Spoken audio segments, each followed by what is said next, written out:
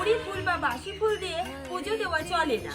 পুজো দিতে গেলে সবসময় সতেজ তাজা সুন্দর পুষ্পবর্তিত ফুল দিয়ে পুজো করতে হয়।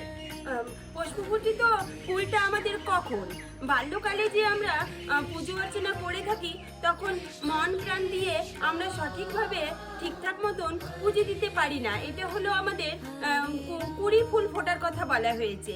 আর বাসি ফুল বলতে বোঝাচ্ছে বৃদ্ধাকালে যে আমরা পুজো দেই, তখন হয়তো আমাদের অনেক কিছু মনে থাকে না, শরীরের যে কোনো খারাপ অবস্থায় এসে যায়, হয়তো এখানে ব্যথা ওখানে ব্যথা অসুস্থতা, যে কোনো কারণে আমরা ঠিকঠাক মতন পুজোর কাজগুলি করে উঠতে পারি না।